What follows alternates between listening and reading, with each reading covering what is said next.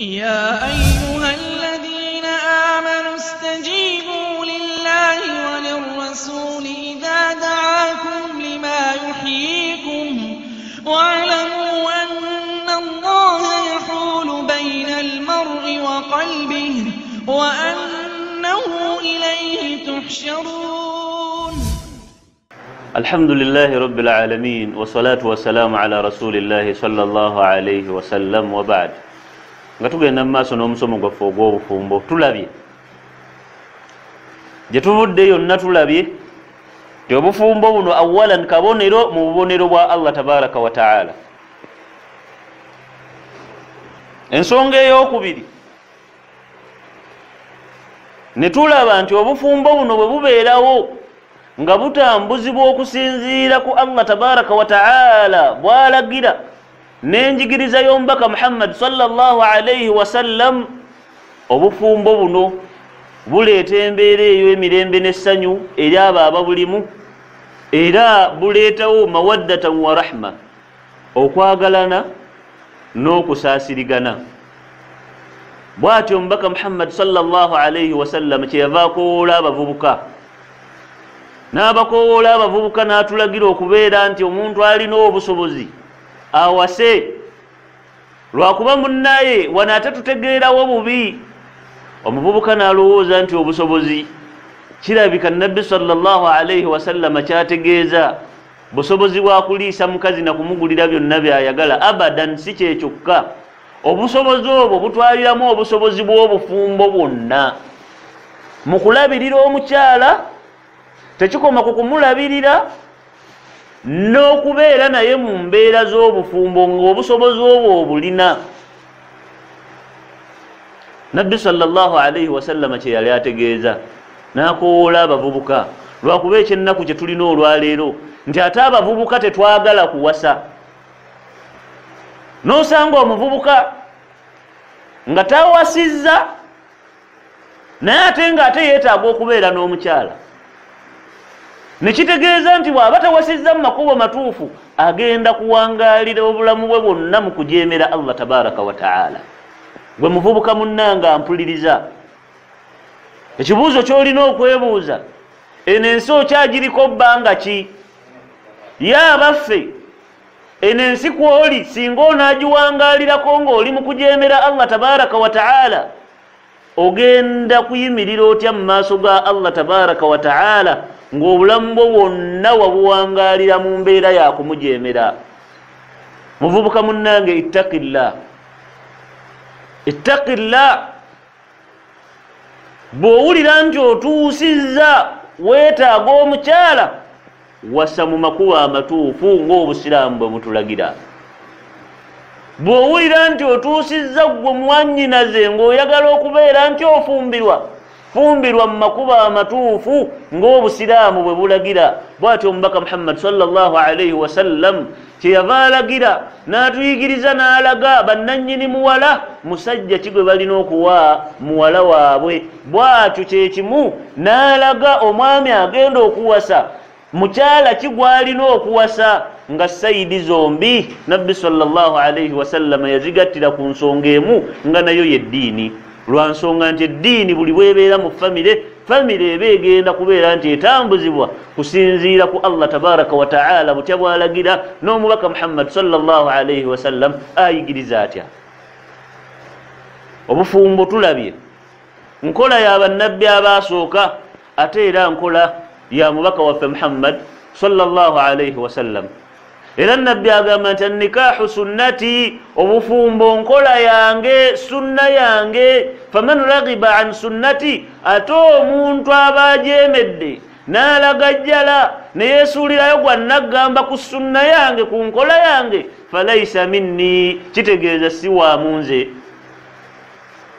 Allah tabaraka wa taala atulaga mu Qur'ani ey'ekitiibwa n'atugamba agamba nti qul ba'da billahi minash shaitani rrajim. Allah agamba nti qul bagambe gwe nabbi Muhammadi in kuntum tuhibbuna Allah, bwe mubanga ddala Allah tabaraka wa ta'ala mumwagala mu butuufu bw'okumwagala fattabi'uni, mungoberere nze Muhammad sallallahu alayhi wa sallam yuhibbukumullah, Allah tabaraka wa ta'ala ajja kubaagala. Bwe kiba nti obufumbo buno nkola ya mubaka Muhammad sallallahu alayhi wa sallam, bwe muvubuka munnanga mpuliriza, mwannyinaza mpuliriza, bw'obulira nti otuuse beera nti owasa, beera nti ofumbirwa ng'obusiraamu bwe bulagira, era nga nkwewaza okubeera nti omala gagenda ffa.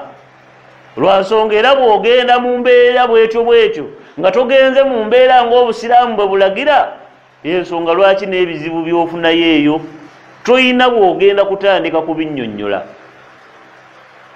Toyina bw'ogenda kutandika kujja otandika okumunnyonnyola nti bba wange yakoze bw'ati, ekibuuzo kijja kubuuzibwa baakuwoowerawa naye. Toyina gy'ogenda kunnyonnyola nti mukyala wange nti yabadde bw'ati, ate guno gwe buzibu bwe twafunye, baakuwoowerawa naye. Ekyo kyekibuuzo ekigenda okusooka okukubuuzibwa. Olwaleero tukisanga ng'omwami ajja eri imaamu n'amugamba nti anzize kutalaka mukyala wange, naye ng'ekibuuzo kibuuzibwa ye gw'atalaka alina obuyinza obumutalaka. Otalaka ani gw'otawasanga mu mpasa ntuufu? Tuwase bakyala baffe mu makubo amatuufu, tuwase bakyala baffe mu makubo amatuufu. Olwo nno Allah tabaraka wa ta'ala atusiime tukole emirimu gyaffe ng'agikkiriza. Nga mmaliriza nkulaga ggwe wennaali eyo muganda wange obukulu bwa ibaada eno, obukulu bw'obufumbo buno.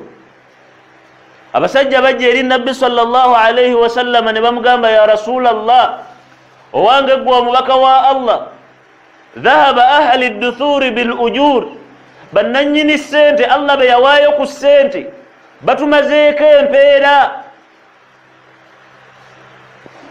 Yasumuuna kama nasuumu, basiibanga bwe tusiiba. Wa yusalluuna kama nusalli, n'okusaala basaalanga bwe tusaala. Wa yatasaddaquuna bifadaili amwalihim, era bawaayo ne batoola mu ssente zaabwe ne babanga bawaayo eri Allah tabaraka wa ta'ala. Naye nabbi abasajja abo teyabamalaamu maanyi, wabula yabalaga emirimu mingi nnyo ng'omuntu singa aba agukoze afaanaganako ng'asaddaase. Mathalan, omuntu okugamba nti subhanallah oba osaddaase, okugamba nti alhamdulillah oba osaddaase, okugamba nti la ilaha illa Allah allahu akbar oba osaddaase. Ne muzimu ku saddaaka era emirimu egifaanaganako okubanga omuntu asaddaase nabbi gye yabalaga, yabagamba nti wa fi bid'i ahadukum sadaqa, n'omu mummwe bw'aba agenzeeko mu mbeera z'obufumbo eri mukyala we owa halaali afaanaganako ng'omuntu asaddaase. Basahaba kyebava bamubuuza, ya rasulallah, ayaqdi ahadun shahwatahu wa yakunu lahu al-ajr, omufu asobola okuba nti amala obwetaavu bwe bw'alina, amala obwagazi bwe bw'aba afunye eri mukyala we, ate n'aba nti akifunamu empeera? Nabbi sallallahu alayhi wa sallam kyeyava ababuuza nti ara'aytum, mulaba mutya law wada'aha fi haram, singa obwereere bw'aba abutadde mu kifo ekiri haramu, bimaana n'akola obwenzi, ayakunu lahu alwizr, aba afunye ezzambi lyakoze? Singa aba agenze n'ayenda ezzambi aba alifunye?